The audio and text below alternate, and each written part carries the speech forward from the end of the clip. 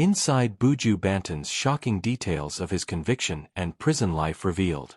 Buju Banton, born Mark Myrie, is a reggae and dancehall legend whose career skyrocketed in the 1990s with hits like Boom Bye Bye and Til Shiloh. Hailing from Kingston, Jamaica, he broke Bob Marley's record for #1 singles in Jamaica in 1992 and won a Grammy for his 2010 album Before the Dawn.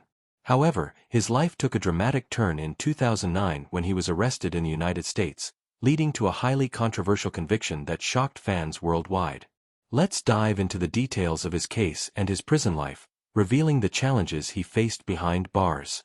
In December 2009, Banton was arrested in Miami following a sting operation. The charges stemmed from an encounter with a paid DEA informant, Alexander Johnson, a convicted drug dealer who met Banton on a flight from Spain. Johnson, paid over $3.3 million by the U.S. government over 14 years, recorded conversations where Banton allegedly boasted about facilitating drug deals. In a Sarasota warehouse, Banton was caught on video tasting cocaine, an act his attorney called the worst mistake of his life.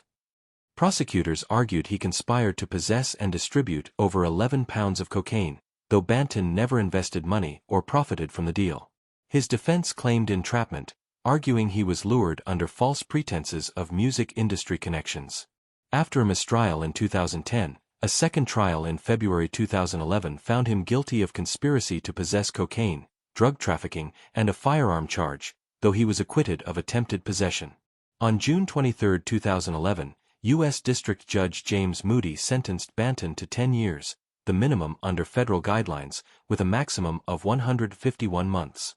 The firearm charge, initially adding 5 years, was later dropped due to juror misconduct by Terry Wright, who researched the case during deliberations, violating court orders.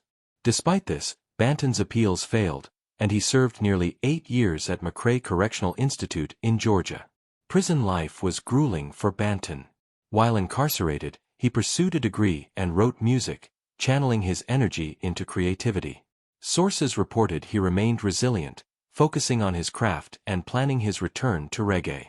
His 2018 release, a year early due to a sentence reduction, was met with jubilation in Jamaica, where fans greeted him at Norman Manley Airport.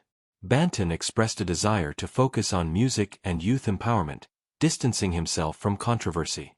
The case remains contentious, with fans and artists alleging it was a setup, possibly linked to Banton's earlier homophobic lyrics in Boom Bye Bye, which sparked protests.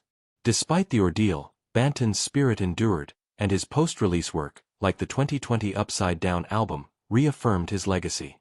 For more exclusive stories on reggae icons, hit that like, share, and subscribe button to stay updated with our channel. Your support keeps us bringing you the latest music news.